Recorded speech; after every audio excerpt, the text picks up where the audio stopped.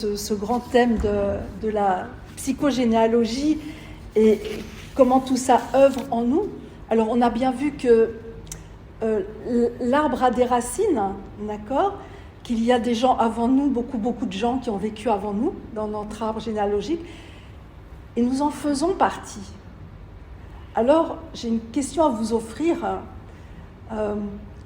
Qu'est-ce que vous avez envie de laisser à cet arbre généalogique pour les générations d'après, en sachant que, au fond, ce que nous laissons, c'est pas tant j'ai bien envie de laisser ça comme image, c'est-à-dire ça serait la partie consciente qui est noble, c'est-à-dire je vais faire des choses dans ma vie qui vont laisser quelque chose de bon derrière moi. Mais non, c'est pas ça. C'est que ce qu'on va laisser, c'est inconscient. Alors donc, c'est une invitation aujourd'hui à vous poser la question: avec quoi dans votre vie, avec qui, avec quoi, au fond, intimement, intérieurement, vous n'êtes pas en paix? Parce que c'est par cette question de avec quoi, avec qui je ne suis pas en paix, qu'on peut commencer dès aujourd'hui à faire des petits pas pour aller vers cette paix intérieure, parce que ça parle que de ça en fait. Qu'est-ce que nous portons entre ce que nous voulons vivre et ce que nous vivons concrètement, et c'est de se faire des petits pas pour nous, pour rapprocher, pour réduire cette distance-là, et être au fond le plus heureux possible, parce que c'est nous qui gagnons en premier, être le plus en harmonie avec les gens qu'on aime, être ça portait du bonheur.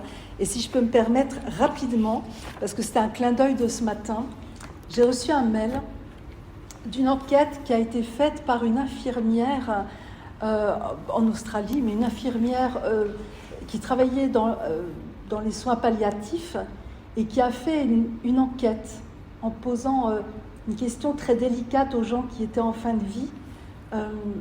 Quels sont vos 5 plus grands regrets? Voilà, au moment où les gens étaient en train de partir. Et les 5 plus grands regrets, je vais vous les lire parce que je trouve qu'ils sont beaux et puis ils sont inspirants aussi pour justement se dire ok, c'est dommage, après tout, c'est peut-être aujourd'hui notre dernier jour, mais peut-être on a encore... Non. Mais oui, en fait... Ok, j'ai plombé l'atmosphère. Vas-y, c'est cru. Justement, dépêchons-nous. Oh, j'ai le temps, je verrai plus tard. Non. Alors, le regret numéro 1. Je regrette de ne pas avoir eu le courage de vivre ma vraie vie et non pas celle que les autres voulaient pour moi. Le regret numéro 2, c'est je regrette d'avoir travaillé autant. Et oui, on ne savoure pas la vie, on ne prend pas le temps d'aimer la vie quand on est tout le temps dans l'action. Et cet état-là d'être, c'est ça, aimer la vie en fait, c'est pouvoir savourer ça, au-delà du faire. C'est ça. Donc le regret numéro 3, c'est je regrette de ne pas avoir eu le courage d'exprimer mes sentiments. Combien de choses on n'a pas dites et qui restent en bon ou moins, mais en beau aussi. Même de l'amour, des fois, on n'ose pas dire. Je regrette, et le 4e, je regrette de ne pas être resté en contact avec mes amis. Et le 5e, je regrette de ne pas m'être permis d'être plus heureux.